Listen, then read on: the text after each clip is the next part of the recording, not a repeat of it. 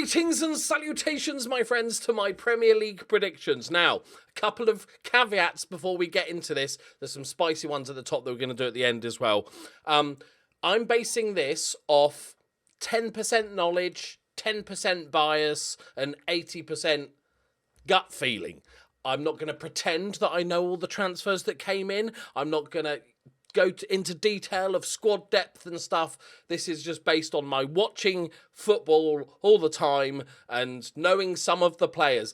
I will say, if you want a really amazing breakdown of like things like squad depth and actual knowledge, go watch, I'll link it in the description, go watch James Lawrence Olcott's video, because his is amazing, goes into depth in each position and his feelings, and it's brilliant. He's a really good YouTuber. He provides actual facts and sort of knowledge, but without it being incredibly dull. So go watch that. But without further ado, I've got everybody that I've watched a lot of prediction videos, and everybody's playing it safe. Boring, safe, playing the odds. They might as well just gone to the bookies, worked out the order, and just absolutely boring. I'm going to make some big, brave, stupid calls in this video. So be prepared to be angry if you're any one of these supporters. And if you are angry, please do leave it in the comments, because I need the engagement. Right, let's get on with it.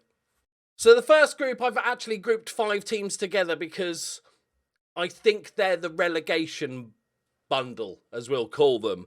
The only, sadly, because it's my hometown, the only one I'm actually confident about is Bournemouth coming last. Like, that is, I'm pretty certain of that. They don't have the best team. They haven't really made that many transfers.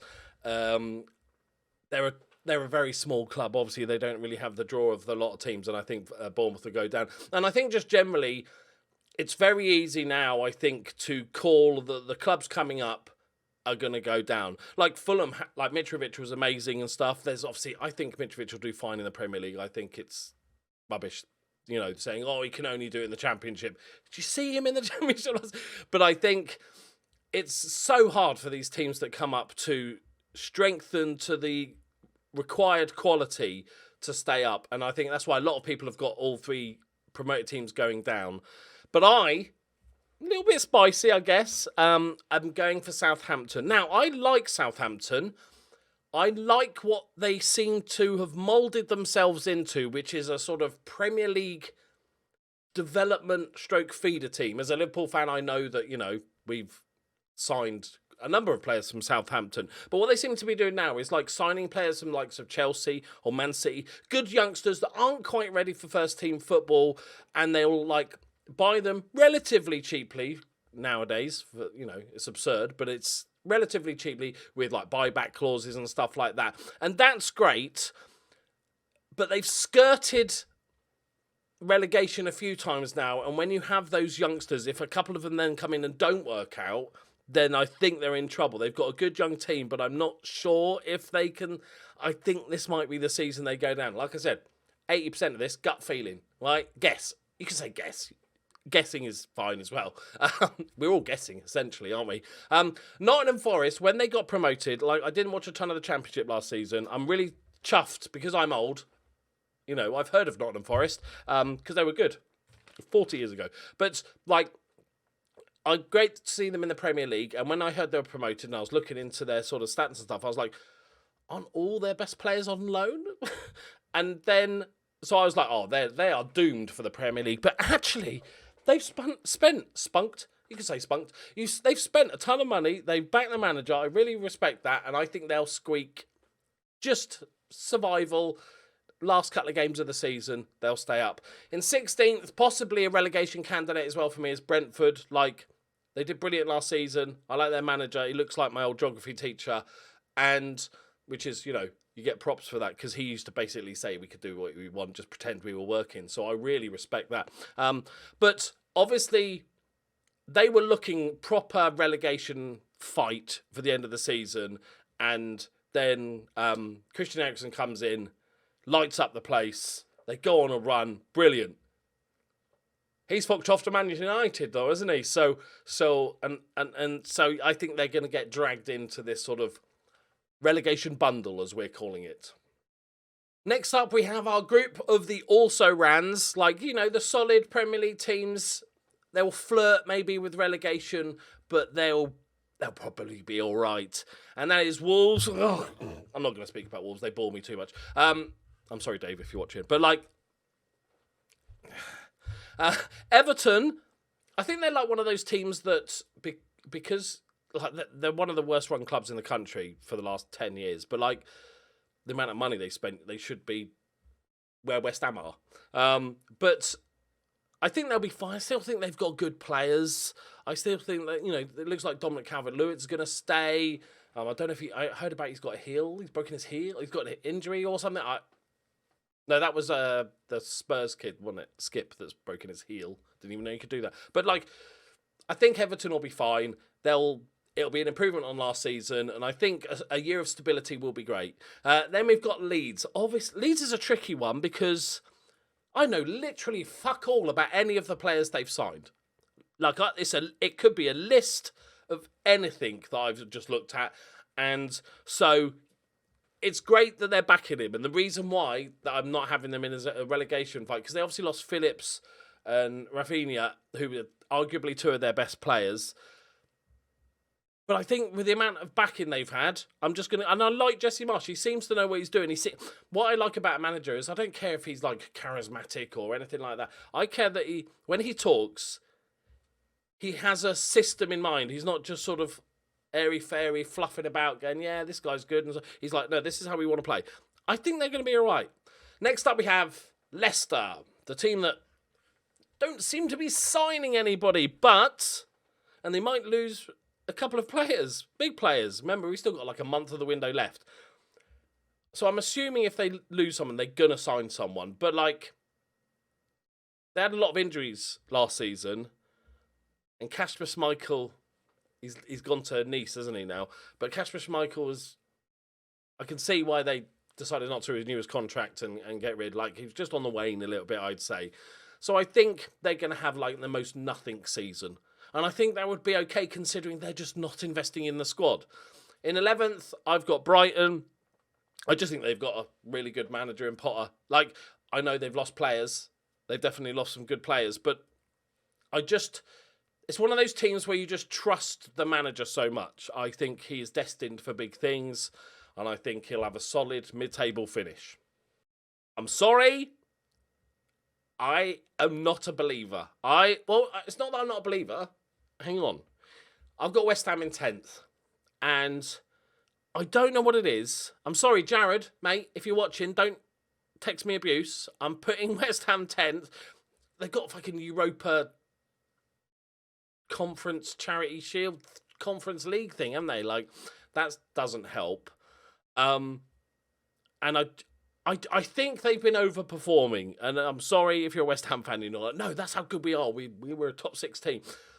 I just think they're going to have a little bit of a dip this season. To be honest, if in the 3-year spell, if you'd taken the league positions that West Ham had got, including 10th this season, that's still amazing. I still think they're brilliant and they're great. And, like, Jared Bowen is a friend of mine, so I'm sorry, but they're 10th. It's just going to happen, okay? It is. I have said it. It is set in stone. It is, it's set in a PNG file, but it is set in a computer document, okay? It's not quite as effective, but I'm sorry, West Ham. You're just going to have a bit of an off season, but still 10th. Well done. Next up, we have of the group of nearly there. I honestly could have these 3, probably including West Ham, to be honest, these 4 in any order, and I'd be okay with.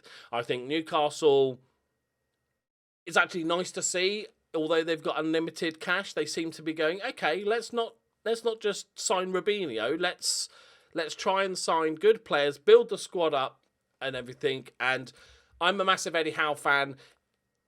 I did a video on Eddie Howe when he joined Newcastle saying he was going to be a massive success, got a load of shit for it.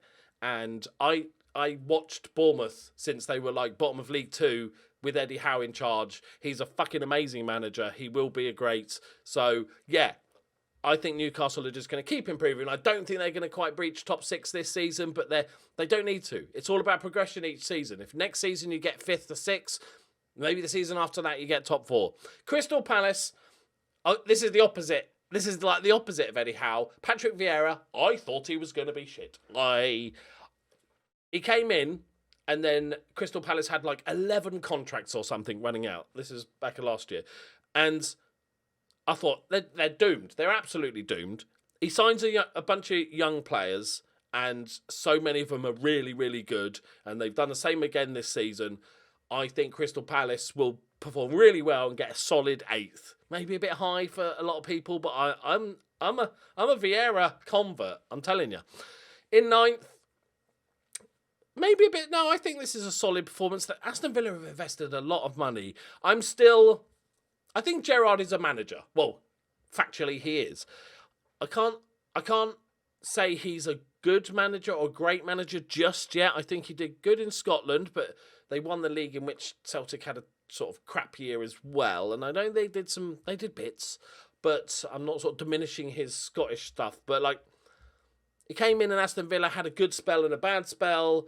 I think the signings they've made are good, but because they've made so many signings, invested so much money, the expectations have crept right up. And I think, and this is one for Aston Villa fans in the comments, everybody in the comments has to answer all these questions, please, as well. I want you to do your top 20, your actual league, and all the 8 questions above. I want it in the comments because I want to look back at it next year and just laugh at how shit we all were at guessing it. But Aston Villa fans, if you finish 9th this season, would you be fine with it? I think I would if I was an Aston Villa, but I'd want to see next year go on and on. Right.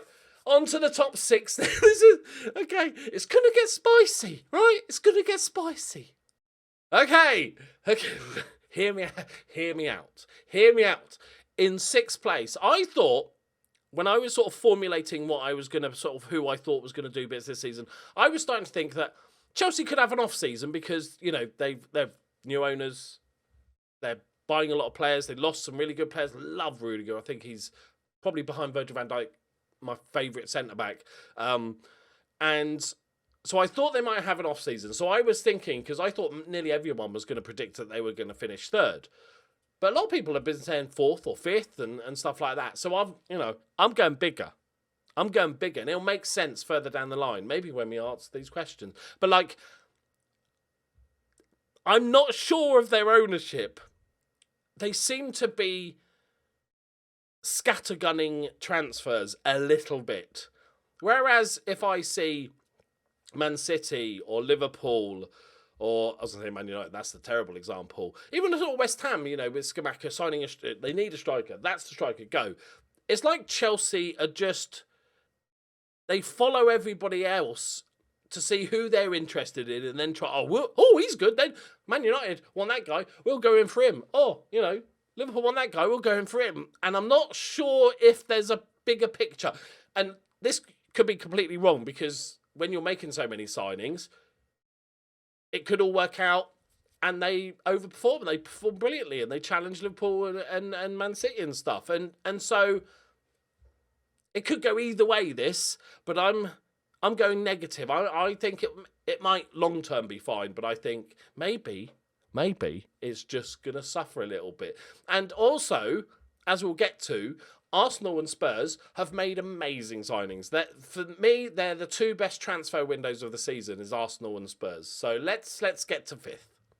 There's not a single one amongst you that can say that I'm biased against Man United because I'm probably one of the few people that hasn't got them 6th in my predictions. I've actually got them 5th, which is probably incredibly stupid because talking of like Chelsea's scattergun approach, Man United have got like a scattergun approach, but they have no ammunition, right? They're firing blanks, yeah? And I don't know what they're doing with whoever, that group of people that are in charge of scouting all the way to actually signing players.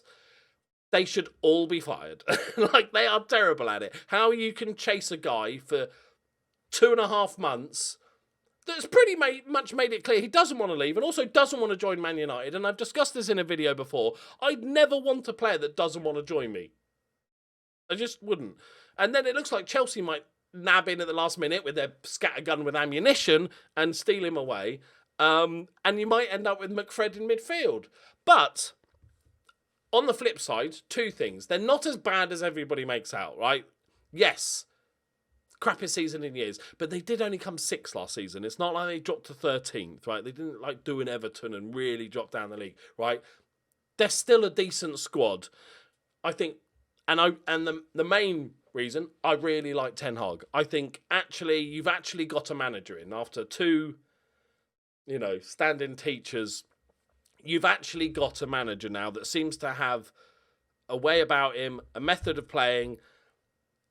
Sticking his foot down. I love the Ronaldo stuff where he seems to be sort of, hang on, I think it's really good if Ronaldo left in a pre-season friendly before the end because he wanted to beat the traffic or whatever, and then Man United came out and said, oh, no. So, it was pre-planned, and then Ten Hag's like, no, it's not good enough. Because, imagine, pre-season friendly, lots of the youth players play, lots of the up-and-coming players play in those games and stuff. And if you're an up-and-coming player playing for Man United, there's a good chance your footballing hero is going to be Ronaldo, right? There's probably a 50% chance. And if you knew he just left when you came on as a sub, you'd be a bit gutted. Clearly Ronaldo wants to leave and whatever. I'd get rid of him in a heartbeat if I was a Man United fan. I'd want rid. As good as he's brilliant, I can separate how great he's been in the past and how even good he was last season, getting 20-odd goals. Great. Thank you very much. Now, fuck off if you don't want to be here. That is kind of, and I would say that about Mo Salah. I would say that about anybody at Liverpool. Don't want to be here. Fuck off. Don't care who you are. But also, like I said, I think Ten Hag is a good manager, and if I'm assuming they will make some more transfers. They've got the centre back that's gone out of my head, and everybody's making jokes that he's 5'9", right? Which, yeah, not ideal, but there have been really good centre backs. Certain one that Ballon d'Or winner. He wasn't a 6'4" giant, was he? Mascherano played centre back for Barcelona for a long time. He's not a giant of a man. You got to remember that, yes, he's going to, few times this season, Man United might concede a goal because he was out-jumped by a giant centre-back from a corner or whatever, right? That's going to happen. Factually, he hasn't got springs in his legs. Okay, but his size, height isn't everything. Otherwise, everybody would be 6'5" in the Premier League, right? It's not baseball. That would make no sense. It's not basketball, okay? So there's going to be times where he makes tackles where a big giant bloke wouldn't have made tackles. So it works in the reverse. And I don't know too much about him. I think they maybe overpaid for him, but he'll be fine. And I think Man United will be fine. They just need to sack everybody. Okay, just start again. Just release everybody that's involved in transfers and start again. You've got a good manager, I think, and then you go from there. Right, on to the top 4. So I have Arsenal coming in 4th. I love their signings. They've got the lonely centre-back back who's supposed to have had a really good season. That's great. More depth, good. Love that. I have always loved Gabriel Jesus. I never thought he'd got a fair crack of the whip at Man City. Understandably, Man City are full of superstars, so I can get. But there's a reason why every time Man City played Liverpool, he would start. Even though he's not a regular starter, he would start. So the fact that you're playing your biggest rivals, so you bring out this particular player to play against them because he's dangerous, and he proved to be very good against Liverpool. I think that's a good thing. And I think making him the main man, I think he's going to have a great season and do really well. I really love Zinchenko as well as a player. Whenever I've seen him, I'm assuming he's going to play more left back because Tierney's legs fell off. But I'd actually prefer him in midfield. But I don't know how that's going to go down. But I think Arsenal have done that's such clever business. And they're both they're winners. They've sat in a Man City dressing room with some of the best players and coaches and managers in the world. Oh, it's great. I think they've done absolute bits. But so they're going to come fourth, top four. Well done. Okay. I'm having regrets about this one. So you know I said this was going to be a bit spicy. Oh, how do I even justify this? Okay, serious. Look, Man City. Okay, wait. This is like defend the undefensible. Okay, I think 2 reasons that Man City are going to come third. Okay. Forget that I said they're third, but just like a couple of reasons why I think Man City might not be as good as maybe they were last season. I don't think Jack Grealish is that good. Like, he is. I just don't think he's that good for Man City. I think he's good at being a big fish in a little pond, and playing the way he plays is great. But when you've just signed a Nordic meat shield of a striker to, like, I know it's a friendly and it's the Charity Shield and stuff like this, but watching him just fuck about with the ball instead of just passing quickly to one of the world's greatest strikers, he's like, lollipop, step, give and go. Just fucking get it in the box. Like, if I'm Man City and I signed Haaland, right, I would immeasurably like to play Sterling as opposed to Grealish. I want people that can get the ball to him, not little 2-yard passes back and forth to feet and stuff like this. Just get it forward, run at the defence. Raheem Sterling's really good at that. And that's why I've got Chelsea 6th. It's falling apart. So, and also Haaland just adapting to having a big, proper, advanced forward, central striker. It's going to take a little bit of time. Also, Haaland. This is why I've got them third, because Haaland's going to get injured. Okay, it's just going to happen. It's not witchcraft. I'm just saying, there's a chance. Okay, they probably aren't going to finish third in all reality. No, they are. I've committed to this fucking list because I'm not redoing the PNG. Right? Okay, this is happening. I just don't think they're going to gel as well. They've lost. I think it's underrated. Losing Sterling.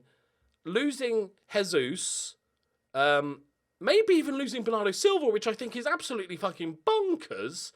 They're scrabbling about for a left-back. I think they're trying to get Cucurella, but he might be Chelsea's scattergun. Their sort of net that they've cast might swamp him up as well. I don't think they're going to be as good as last season.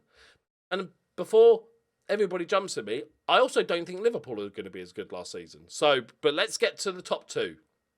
Right, so I have Spurs coming in second place. Now, however this top 4 pans out, right, I think it's going to be a lot closer than it was last season. I don't think there's going to be a 20-point odd gap of Man City, Liverpool than the rest. I think Chelsea, God knows what's going to happen to them, but they could improve. Man United can't be worse than last season. Arsenal have definitely improved. Spurs, I think we've got Richarlison, who I think's good. I'm not the biggest fan of Richarlison, but what Spurs, they've got an amazing front 3, right? Kulievski, I think he's world class. I think he's going to be a massive player. Those front 3 are amazing, but Kane does have sort of the odd injury problem and stuff, and they end up having to play. Conte has to play with these 3 kind of. If any big game, they have to play. Now you have a 4th. It's like with Liverpool. It's like having that extra one, so one of them can be rested, or just, if it's taken a knock or anything, and you're not dropping down the skill level. Suddenly Divock Origi's not starting. I love Sir Divock, but I'd never want to see him starting a Liverpool game. And so I think that's a massive signing. And they've got Yves Bissouma, who's, for the price, is absolutely bonkers. One of the signings, it's not the signing of the summer, which we're going to do in a minute, but I think it's one of the signings of the summer. I think he's absolutely a beast. And then we got, what's his name, Perisic, as a left back, incredibly experienced. They've got Jed Spence as well, who I don't know too much about, but I heard he did great things in the Championship. Conte's an amazing manager. This will be his last year if history is anything to go by. But like, I just think Spurs are superb, and Kane has been doing bits in pre-season, and I just think, even if it's Man City, Liverpool, I think Spurs will be 8 points behind at the end of the season, which is a huge change from last season, and then Arsenal a few points below that. I think it will be condensed a little bit. I think more teams will take points off Liverpool and Man City this season than before. So I did say there was going to be bias in this video. Like, genuinely, it could be coin flip, but like, I think Liverpool are amazing. Shock news to everybody. I've lived through the bad times, the dark times that we don't talk about. And although Núñez is a risk, we spent a lot of money on him. He's essentially had one really amazing season of scoring goals, and then the year before that, a really good season of assists, but not very many goals. So there is a risk, but if there's anything I've learned about Liverpool since Klopp took over, is that to trust their signings. Because they very rarely, we're very lucky, they very rarely get it wrong at all. Like, it's bonkers how good. And I think this is kind of to my point of Man City, is that I think he suits, not necessarily, I'm not saying he's going to outscore Haaland. I think Haaland is just fucking a majestic beast. But I think he suits Liverpool, slots into Liverpool easier than Haaland slots into Man City. I've seen Haaland make these lung-busting runs on the counter-attack and stuff for Dortmund, and the pace is ridiculous. He's got, like, the stride of the man. But, like, and quick, decisive. Man City have the ball, 87% possession, and are, like, probing and passing and stuff. And I still think he'll score a load of goals. Like, don't get me wrong, but I'm not sure if that suits him just as much. Well, I'll probably be proved to be heroically wrong. I'm not saying it won't work. I think it will. I just think, how good Man City and Liverpool have been in the last few years. It only takes 5 games at the beginning of the season for them to work out how to play Haaland, and that realistically could be your season over. We've lost the league, losing 1 or 2 games a season and not won the league. So you have a little off spell, it can be over. It's ridiculous. We're in a weird time period at the moment. Right, so there is Núñez, and also I really like Fabio Carvalho, Harvey Elliott, who seemed to be a nailed-on starter at the beginning of last season, but had that horrific injury. We've got the other young right-back guy. Obviously, we've lost Mane. As a footballing, amazing. Never really liked the guy. I hate... tell me if you're the same. I don't like players that don't look like they're having fun. Like people that don't smile when they score. I'm not a fan of that. But yeah, obviously Mane is an incredibly big miss, but we've already proved that Diaz is exceptional. Everybody seems to forget that Jota scored 20 goals last season, although he's got taken a bit of a knock. And Núñez comes in, and Carvalho can play on one of the sides. Harvey Elliott can play in the middle or one of the sides. I think we'll be fine. Yeah, so that's my league table. Now let's go to goals and assists. So, as Spurs came second in the league, I just think Harry Kane's going to have one of those seasons. He had he's an incredible striker. They keep improving. They've got new signings that can help supply him and score goals. And like I said, Spurs are going to have a great season. So Kane stays fit and scores an absolute boatload of goals and wins the Golden Boot by about 5 over Haaland, Salah, the huge, right? Top assists, much harder. I was like Son, Trent, maybe even Diaz, Raheem Sterling, Mason Mount, Kevin De Bruyne. I've gone with Trent. Maybe this is the 10% bias part, but we know what he does. Everybody knows what he does. He crosses the ball and gets lots of assists. So that's why I'm picking him. All right, I've gone big. Go big or go home. I'm already home, so I'm going big. My manager's Conte. Let's get this one out of the way first, which makes sense if Spurs were to interject, even if it was like Man City, Spurs, Liverpool, if they were to close the gap, inject themselves in that top three, in that argument for the title, he's got to be up there, right? He's just a very good manager. Like I said, you know, I think he's going to go big on his final season at the club. And I've given you too much credit, Spurs fan. I have to dig it in a little bit. Everybody and their mother has got like Frank Lampard as their first sacked manager. That's just so dull. He's a nice bloke, Frank Lampard. I'm going to continue the theme, the scattergun approach. You sign a bunch of new players, and naturally it's going to take a bit of time. We don't know. And nobody knows this. Chelsea fans don't know this. I don't know this. People that actually know football don't know this, right? We don't know what sort of owner he is when it comes to firing people. We don't know if they made a bad start that he might want to get his own choice in or whatever. He might be the most calm person in the world, but it's like, I'm going to give, whatever happens this season, I'm going to give you this season to rebuild sort of thing. We have no idea, so that's why, little cheeky side bet, don't put any money on it because that'd be ridiculous, but I'm going for Tuchel. I like him as a manager, but I'm going for just too much for all around it, too many new signings, trying to get it all to work. It's not going to work. Tuchel sacked. So my top transfer for the season, we spoke about him already, is Jesus. Jesus, I think, like I said, I think he can have a really good season. I think we got a young Arsenal team that have made good transfers, that have got another year under their belt, and I think that he's going to score a boatload of goals. He could arguably, I don't think he'll be quite there with top goals, you know, but I think he'll score 15, 20 goals and he'll get a bunch of assists. I think he'll be really good, so that's why I've got him as top. Okay, another big one. Another one from left field, if you will. Koulibaly is my flop transfer of the season. Obviously, the theme, I'm saying that Chelsea come through. In my mind palace, right? Chelsea struggle. Too many new players. Maybe they just sign names and they're stealing players from other teams. You end up with a bit of a mishmash of a team. Tuchel struggles.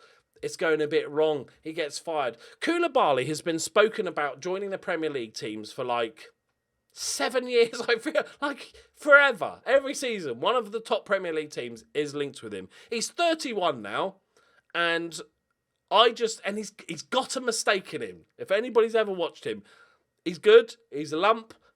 He's got a mistake in him. And I think with Chelsea not playing as well and trying to gel as a team, I think there's going to be too many. He is the next Harry Maguire. No, that's too evil. I'm not that bad. No, he's just not. He's going to struggle. And for the money, I think 35 odd million, probably very high wages.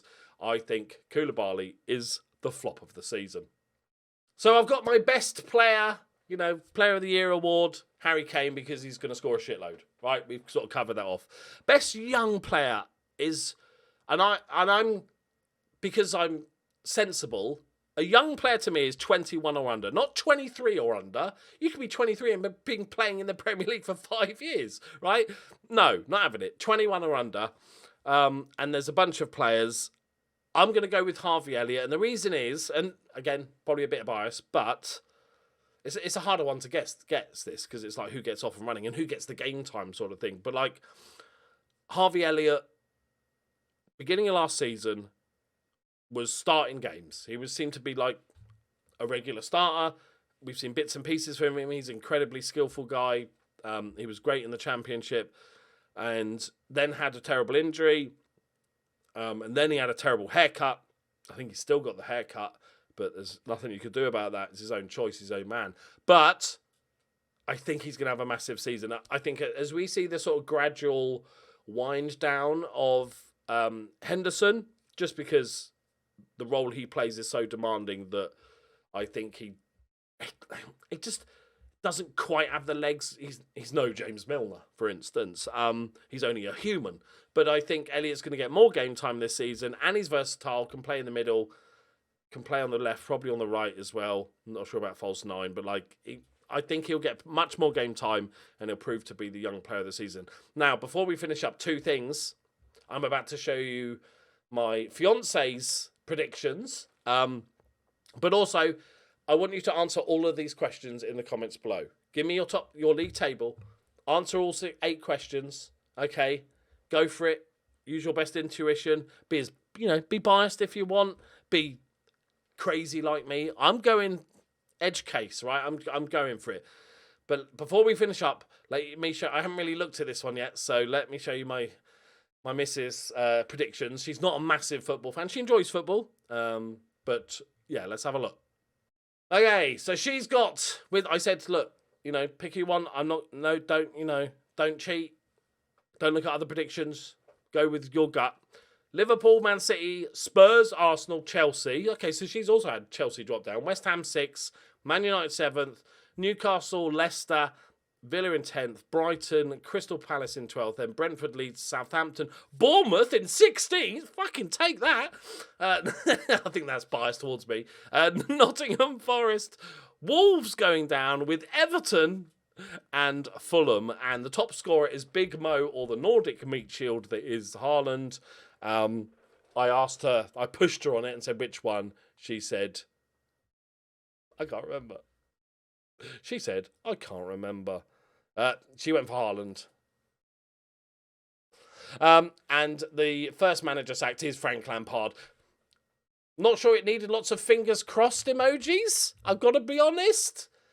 But, bit of bias there. But there you go. So, let me know what you think in the comments. And for anybody that's going to get their knickers in a twist and get all angry because I predicted their team to be low, get a fucking grip. I'm a random dude on the internet that enjoys a bit of football, that's having a bit of fun making a fun video. Get a fucking life. Predict Liverpool 20th in the comments. Do it. Go for it. It will have no effect. I'm not going to get angry. Most of the people on this channel know that we just have a bit of fun around here. Like, in all honesty, as much as I hate to, I have to give a massive amount of credit to Man United fans, because regularly in my videos I have poke a bit of fun at Man United, and the ones in my channels, in my channel at least, take it on the chin, have a bit of banter back, and it's great and stuff. So, yes, by all means, pick your lists, be as biased as you want, tell me Liverpool are going to finish 20th, but that's fine. Just don't be a dick and attack people for because they're not wrong, are they? Because the things we're predicting haven't happened yet. So you cannot tell me I'm wrong. It is impossible. I cannot be wrong. I can't be right, because it's in the future. Right, there we go, my friends. Thank you very much for watching. If you did enjoy my content, please feel free to subscribe. There's going to be lots more Football Manager content. There's going to be some F1 Manager content, and all sorts of good stuff coming up. So please join me for that. Join the Discord and whatever. I want to see your predictions, okay? Be honest, because I'd like to read through them. And we'll come back next year and do a reaction video to what shit show that I've just done. Absolute bonkers shit that I've just said. It's like I'm on some weird drug-fueled binge with some of these predictions. But you got to go big. I was fed up with boring predictions from all these YouTubers. Absolutely dull. Absolutely no balls. Right. Thank you very much for watching. Leave a like. I'll see you in the next one. Bye-bye.